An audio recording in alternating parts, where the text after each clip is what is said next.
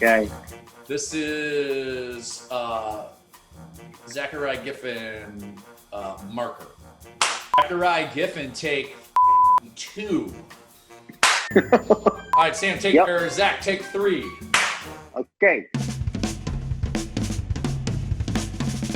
Hello, everybody. Welcome back to COVID Cocktails Season 2, Cocktails and Conversations. It's a hell of a name and obviously still a work in progress, but whatever. I don't care what it's called. I just care what it is. And what it is a lot of fun. I am John Weisbarth, your host, and today we are joined on the show by my sometimes tardy, often dirty, but extremely talented friend, Zack Giffin. Zach, how are you, buddy? Oh, John, those are the sweet dulcimer tones that I've missed. Television's John Weisbarth. So, you know what? It's an honor to be invited to join you. And it's also just so much fun to actually get to do something with you again because we've been so quarantined here. I know. Can we make a cocktail, please? Yeah, that's what I'm here for. My goodness. I know. Okay, so the drink we are making today is a drink that I've made on this show before. But I made that, it was literally the first episode of season 1, and it's an old fashioned. But I don't care because this is less about, I don't care for 2 reasons. 1, it's my show, I can do whatever I want. 2, this particular cocktail has a very storied history with Zach and I. And we'll get to that history in a moment, but first, a refresher course on how to make an old-fashioned COVID cocktail style. Here's what you need. I start by squeezing some citrus, in this case an orange, into an old-fashioned glass. Next, a tiny squirt of agave nectar. Then I add the cherry and some bitters, then a big chunk of ice with as much bourbon as I want, and finally, garnish with an orange wheel. That took Zach and I a boring 10 minutes to accomplish on camera, so we'll just pick it up here. All right, that looks pretty good. Okay, can That we looks do a really toast? good. I would love to do a toast. Okay. To another old fashioned together and to many more in our future. Cheers, John. Really, the first time we had these was like the second day we knew each other. And it was when I went to audition for Tiny House Nation. And then I came in, and then it happened. And then our good buddy Nick Rigg took us out to the Soho Club in Manhattan. Nick Rigg was the president of the production company. And We should fill in like the Soho Club, like to a guy like me that's just kind of, coming right out of the mountains in Washington.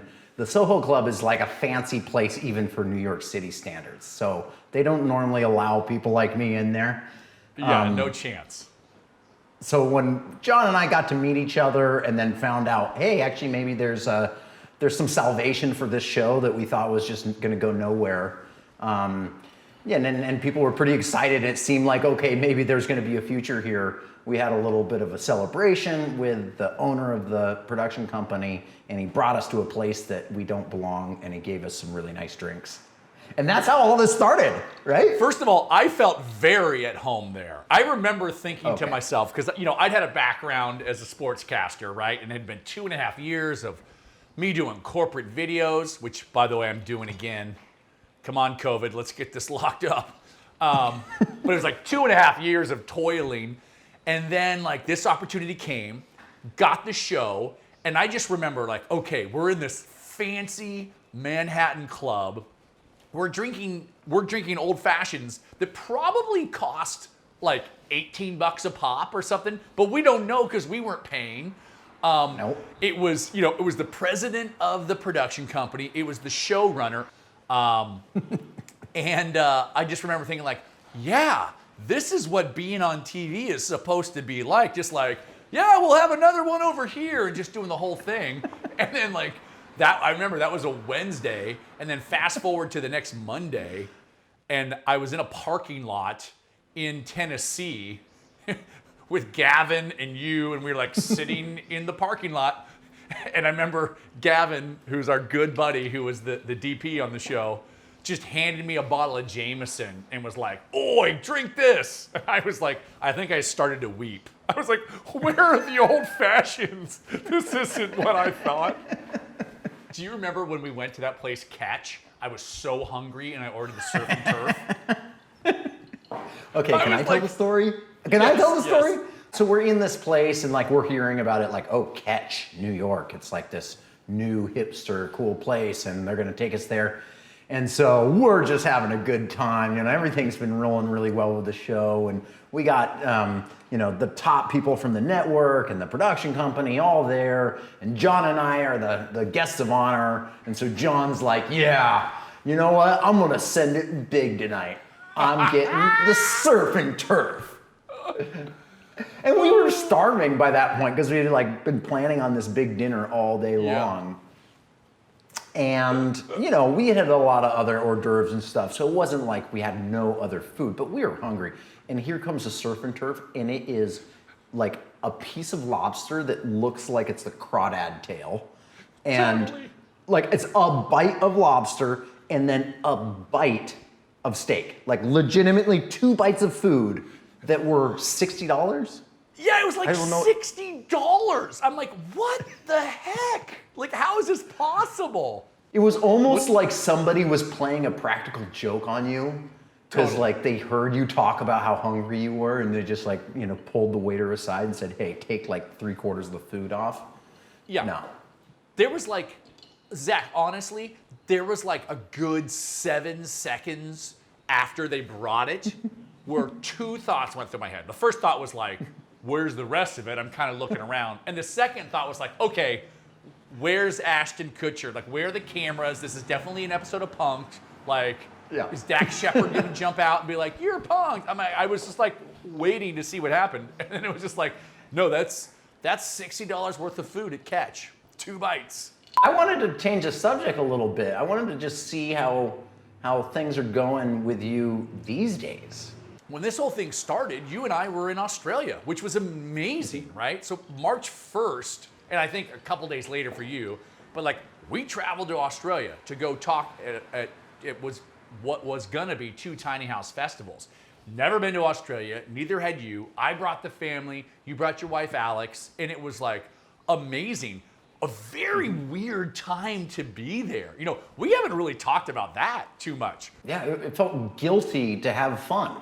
It was like, oh, the world's going through a different priority, there's different shift, and it's almost like made me feel guilty to like be doing things that were just like, I mean, they're safe. You're just out there hiking and, you know, just enjoying your stuff, but it just wasn't the MO of like anybody else. Everybody else is just like on full shutdown, not trying to prioritize having fun.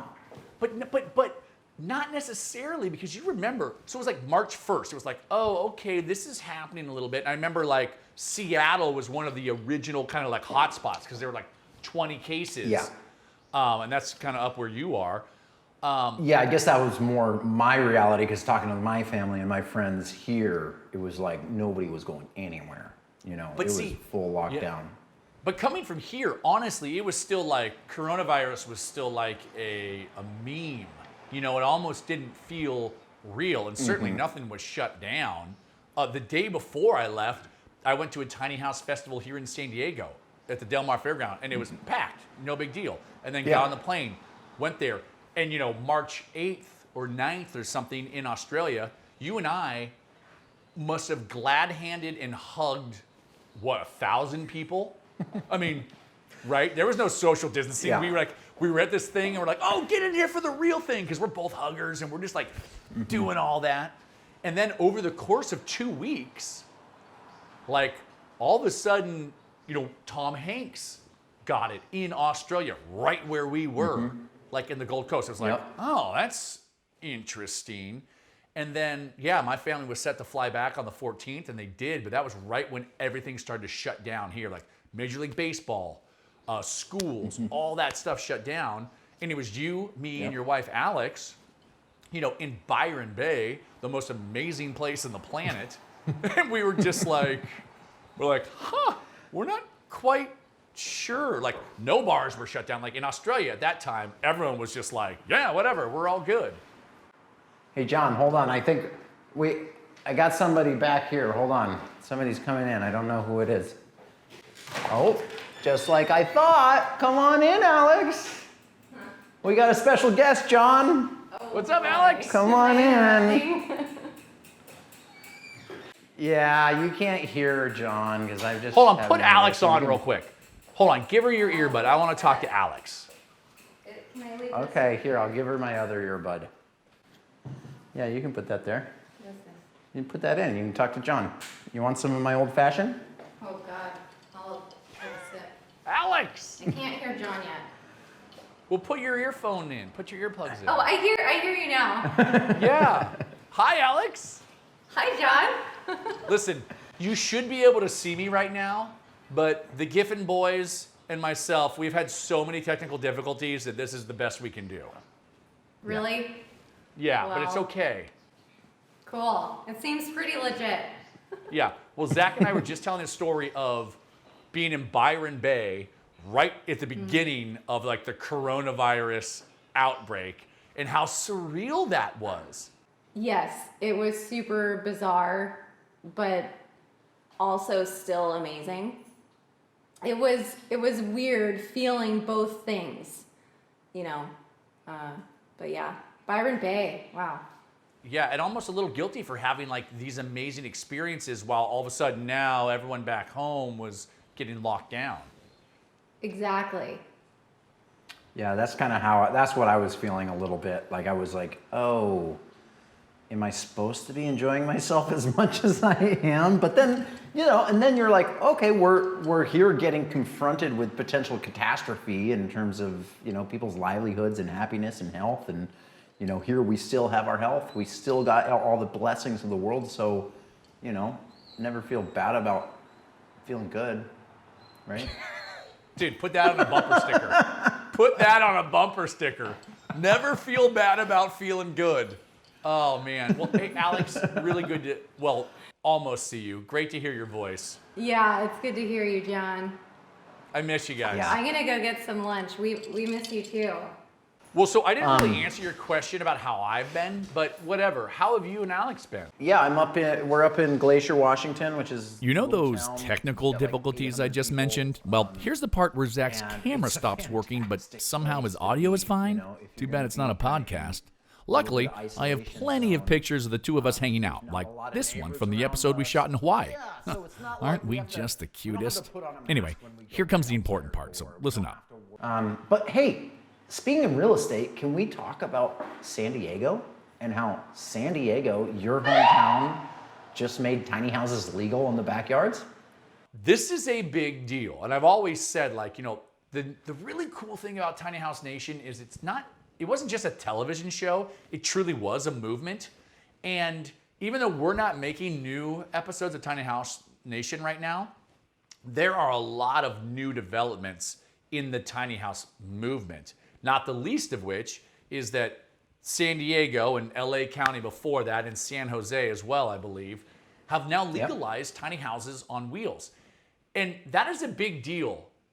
But why is that a big deal, Zach? Explain that to whoever's watching. Well, ADUs typically are considered the most gentle form of urban density, of increasing density. It doesn't take away ADUs from the... Zach, ADUs accessory mean dwelling auxiliary, units. Okay, accessory auxiliary Yeah. dwelling unit. So it's like a mother-in-law apartment, they've been around for forever, it's nothing new, but states in California have basically allowed any property owner to go ahead and do it, right? And then there's something called a DADU, which is a detached accessory dwelling unit, right? So that's completely standalone.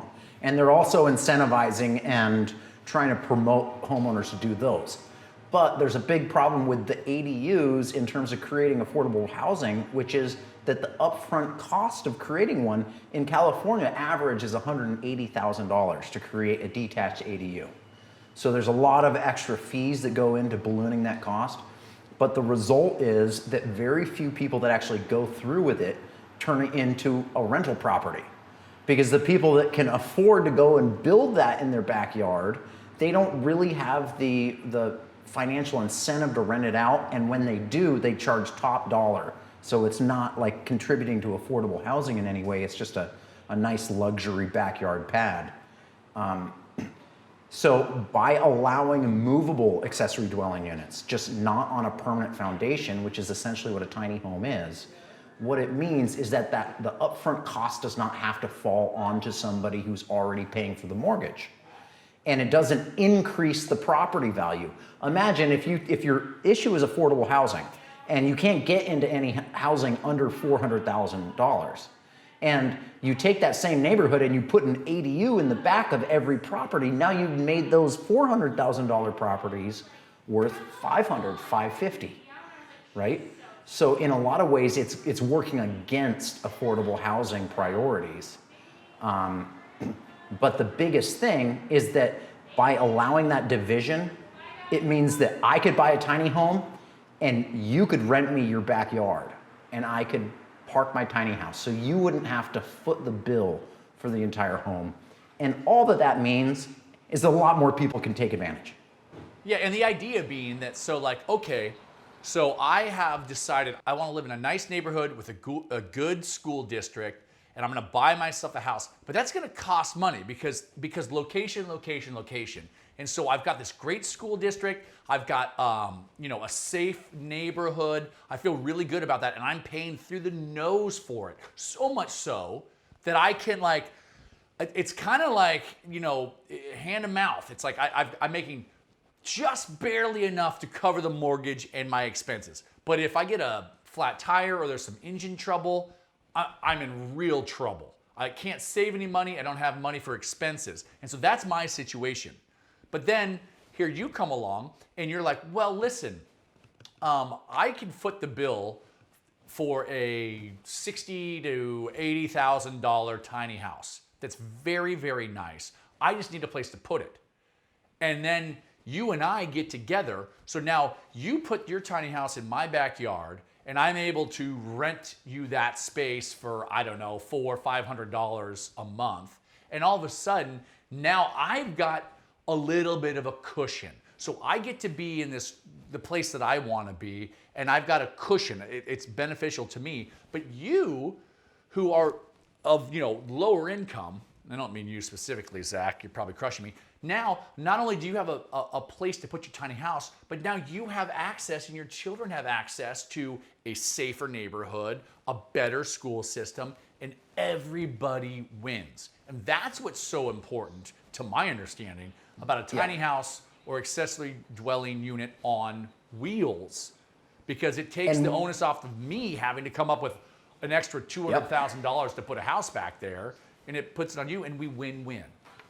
Yeah, and the other thing is just the numbers work is the thing about it, right? If you actually finance a tiny home with a decent down payment, your payment's probably going to be about $500 a month, if that, right? And then that leaves me another $400 or $500 a month that I can pay you, and my total rent, and that's like even giving you a good amount of rent, that's still like $900, $1,000. Which sounds a lot, and it is a lot some places, but in San Diego, in LA, in San Jose, well, San Diego, average rent is $2,000, right? And that's for like an apartment. That's like a one-room apartment. And so what we're talking about is being able to pay half that average rent to live in a nicer neighborhood, to have your own backyard space so you're not sharing walls with people, and you're actually buying the thing. So you're building some kind of equity through, like at some point, your bills, instead of being $1,000, you're just gonna pay for the rent. So it's building wealth within people that otherwise wouldn't be able to do it. It's creating these mutually beneficial partnerships.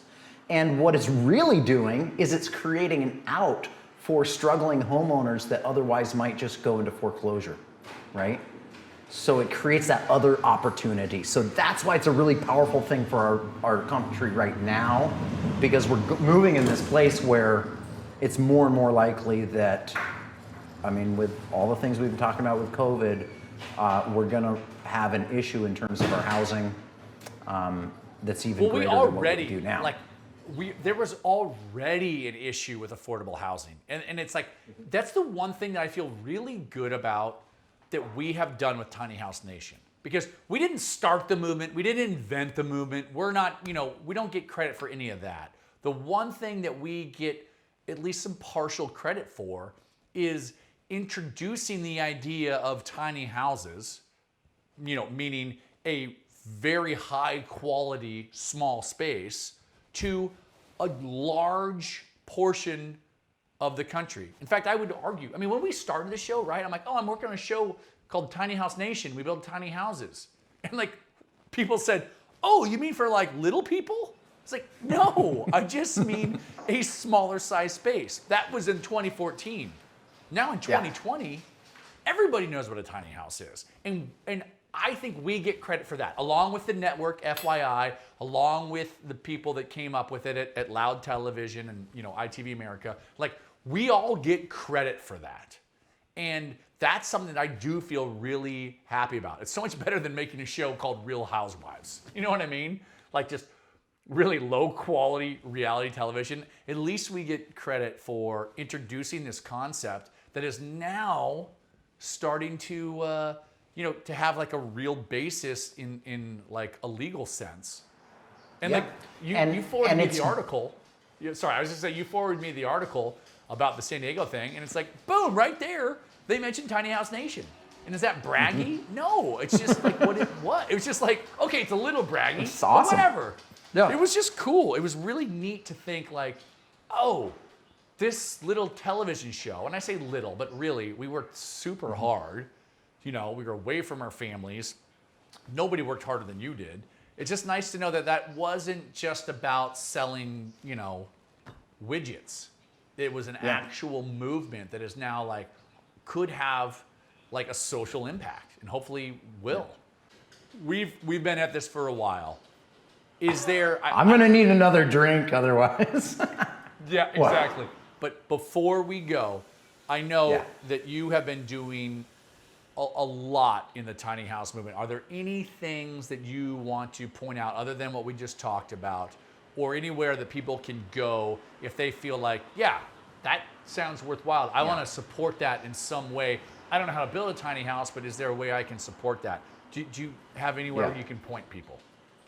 Absolutely. People know me and they know about the work that I've done with Operation Tiny Home, and we do villages for homeless veterans and support villages for homeless veterans, and it's kind of a whole program, nonprofit. You can go to operationtinyhome.org and support us there.